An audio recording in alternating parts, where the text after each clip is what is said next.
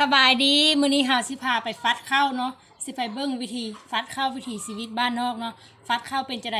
จังฟัดข้าวเนาะฟัดข้าวส่วนเม็ดข้าวซ่านก็จะเอาไว้กินเนาะข้าวปลายก็จะเอาไว้ให้ใกล้เนาะมื้อนี้พวกเฮาสิพาไปเบิ่งวิธีการฟัดข้าวเนาะอันนี้นะอันนี้ก็คือที่ก็จะเอิ้นว่ากระด้งฟัดข้าวเนาะแล้วก็จะเป็นแบบนี้เป็นแบบนี้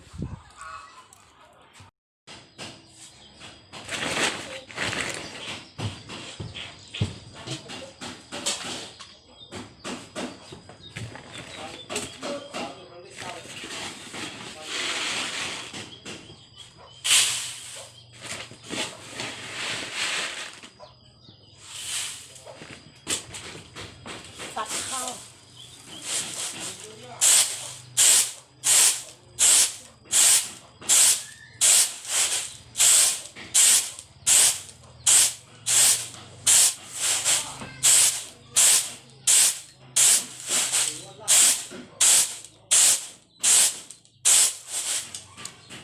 ฟัดข้าวเนาะ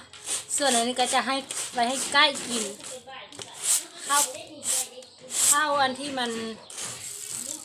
เป็นแบบนี้นะเป็นแบบนี้ก็จะไว้ให้ใกล้กินข้าวป่าย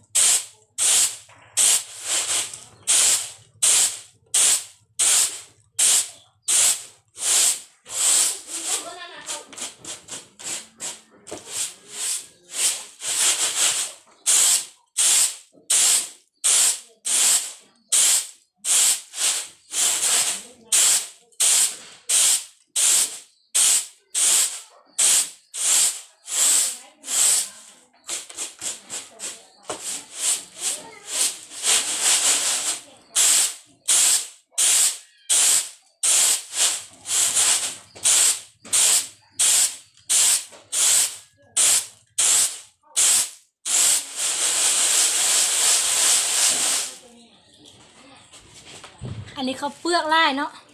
ข้าวเปลือกก็ต้องเลือกอ้อ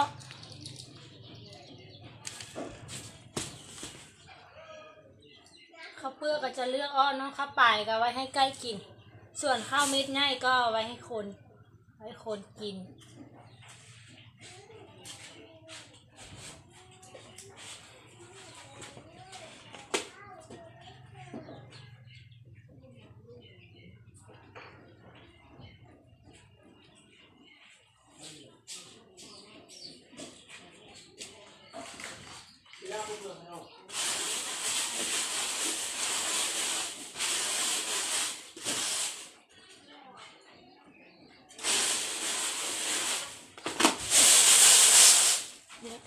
ส่วนอันนี้ก็จะเอาไว้ให้คนกินเนาะเหลือแต่ข้าวเม็ดใหญ่เพราะว่า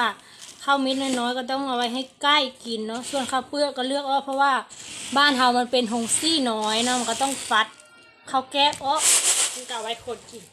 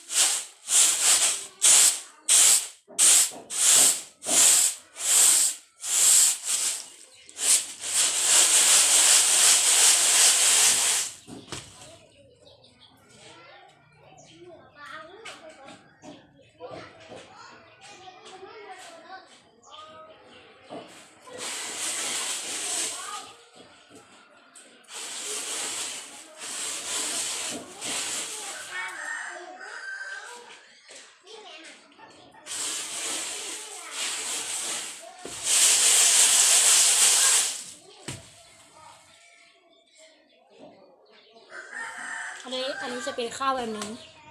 ข้าวเปลือกก็จะเอาให้ใกล้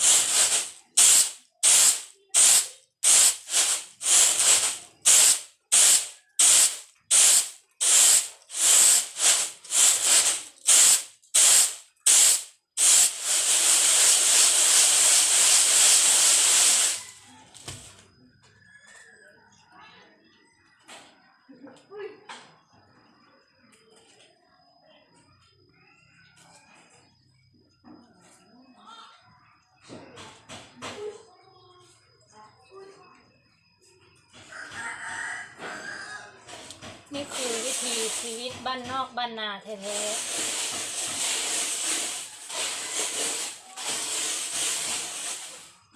ๆกินข้าว ข้าวก็ต้องฟัดก่อน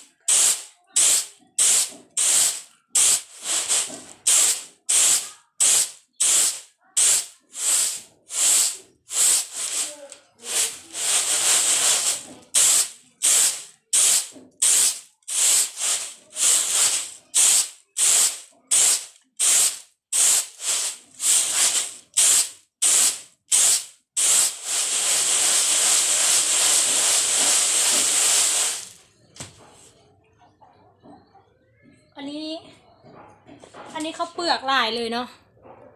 เขาเปลือกลายเลย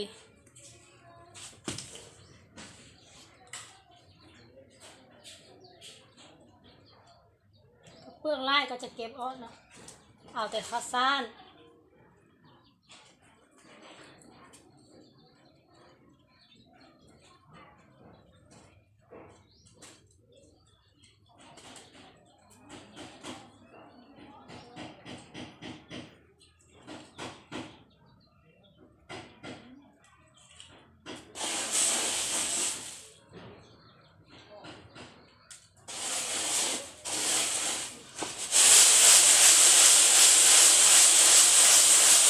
หมุนแบบนี้นะข้าวเปลือกก็จะขึ้นมาทางเทิงส่วนข้าวสารมันก็จะลงข้างล่างก็จะเลือกง่ายขึ้นประมาณนี้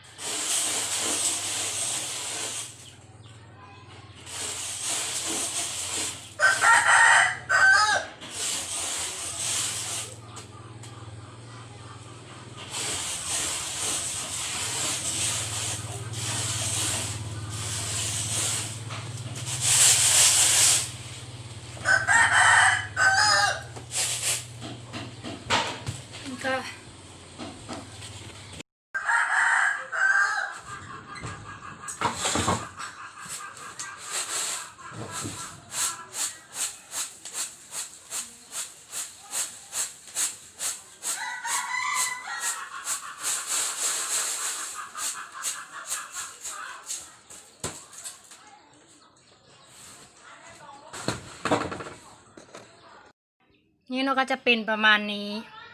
ข้าวนี่ก็เอาไว้ให้คนกินเนาะ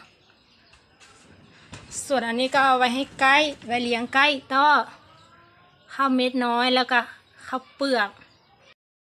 เบิ่งคลิปแล้วอย่าลืมกดไลค์กดซับสไครต์กดแชร์เด้อเพื่อเป็นกำลังใจให้เฮ็ดคลิปต่อไป